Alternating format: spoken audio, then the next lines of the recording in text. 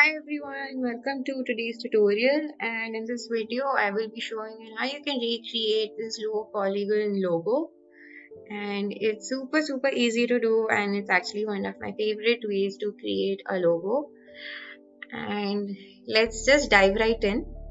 So for this video I will be using this 1000 by 1000 pixels document, but you are free to choose any size document as you like, because Adobe Illustrator actually provides a lot of variety for your document sizes.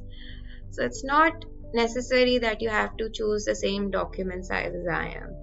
But just in case if you want to use the same document size, so all you have to do is that when you open a new document, just write 1000 by 1000 in the height and the width panel and change the dimensions to pixels, and you will get the same size document as mine. So I will be recreating something similar like this, but I will be adding a few more effects in this tutorial to make it look a lot more better, and let's see how that's done. So when you open a new document, over here by default layer 1 also opens up automatically. So you just double click on this layer and you rename this to background, because I would like to add a background color as well. So what I'm going to do is I'll be using the rectangle tool for this, and before I make my background color, I do not really require the stroke, so I'll just click on this drop down menu and click on none. And over here in this drop down box again, I will be choosing this really light shade of gray, and I'll just double click on my document as well. So over here, when you get this pop-up box where it asks you to give the dimensions of the box or rectangle you want to make, so you type in the same values as the same size of your document. But just in case if you do not remember the document size, that's okay. We can just take our mouse to the top corner and just drag our mouse like this so that it fits perfectly to our document size like that. And I'll go ahead and also lock my layer from this toggle lock option. So the reason why I'm locking it is also because when I go ahead and make something similar like this, I do not accidentally delete my background or add any effect that applies to the background. So that's the reason why we lock it, so that it stays in place and like that. So we'll go ahead and also create a new layer, and in this layer 2 panels right here, I'll double click on this and rename this to text. Okay, so to create the polygon tool, the polygon low poly logo, first thing we're going to do is to make our base where we create all these polygons on, right? So we'll be using the pen tool for that, and I'll again make sure that there is no stroke, and this time for the fill I'll be choosing a darker shade of gray so that it's easier for us to see as to what shape we are trying to make, right? So if you want, you can use the pen tool, but no, actually we'll stick to the pen tool only. So let's just go ahead and make the same letter like this. So it's okay if it's not coming out too perfect, but we just want a rough shape so that when other people look at it, they know it's the letter C. And we go ahead and lock and close our shape like that. So this is a rough shape we just made of the letter C, but I'll be using the direct selection tool here and just playing around with the anchor points like these.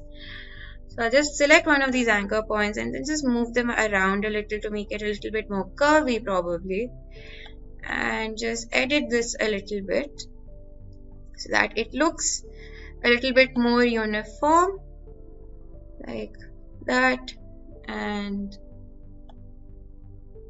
like this. Okay, so this looks pretty good to me. And okay, so what I'm gonna do now is I'll start making these polygon shapes. So to do that, we will be using the pen tool again, and this time I'll be choosing a different color.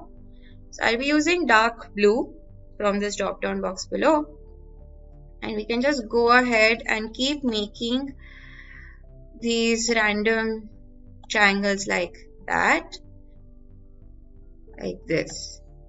So I'll be using the pen tool a lot and just keep making these shapes using the C shape that we just used as our guide, like this. And of course, using the direct selection tool to make minor changes to hide as much gray area as possible, and like that. So I'll be adding in the colors of each of these polygons later, but the important thing is that we first finish making this type of polygon, like the effect first. This, and we keep going actually.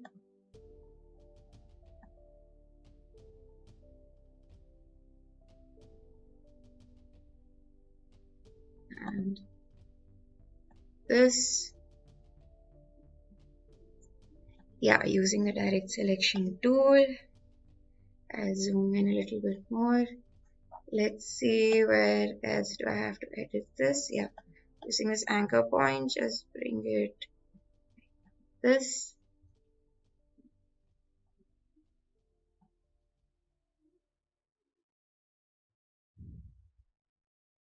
Oh, okay, so this is not closed really. So I'll just go ahead and just like go ahead and close this. Yeah, doesn't have to be perfect as long as you're covering majority area of your polygon shape, it counts. So we're almost halfway done with this, just a little bit more. We take this there. Try and make bigger polygon shapes so that it'll be easier for you to cover more area, and it's gonna look pretty funky when it's done. Yeah.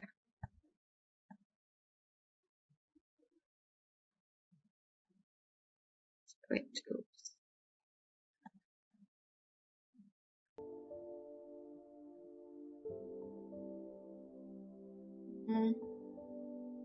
This.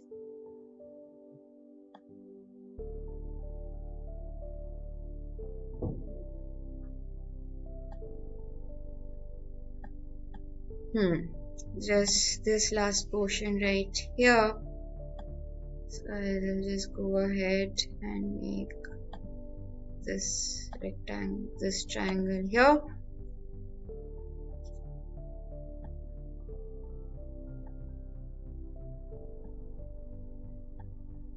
And keep going like this.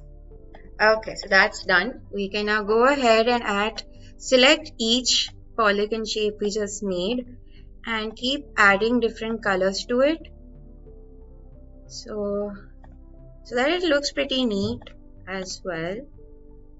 And that we just write a shade here.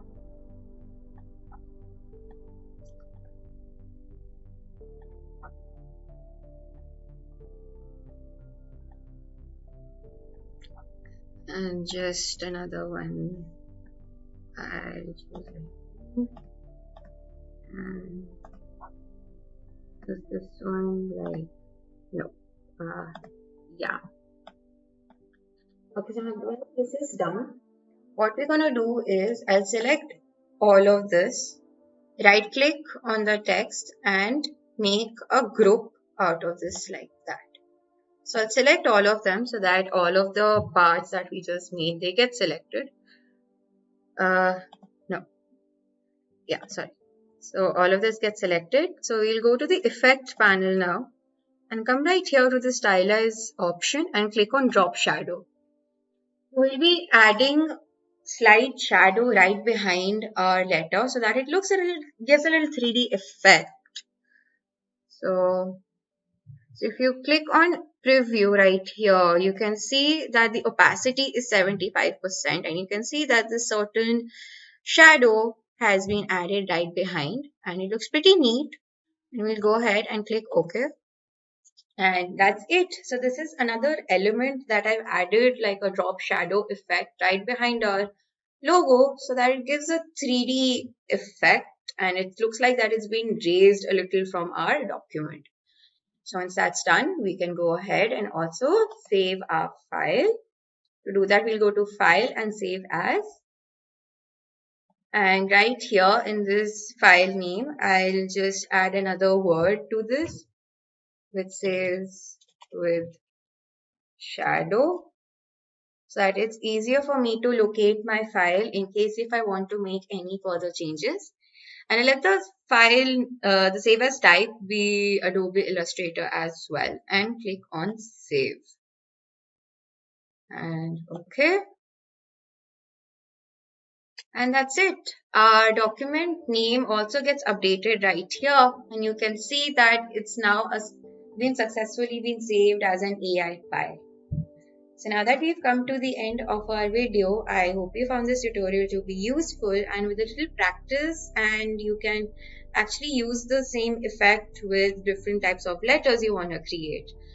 And just use this kind of typography for any type of project that you're working for, be it for your college project or if you want to use it for any any professional work as well. So thank you for watching and stay tuned for more.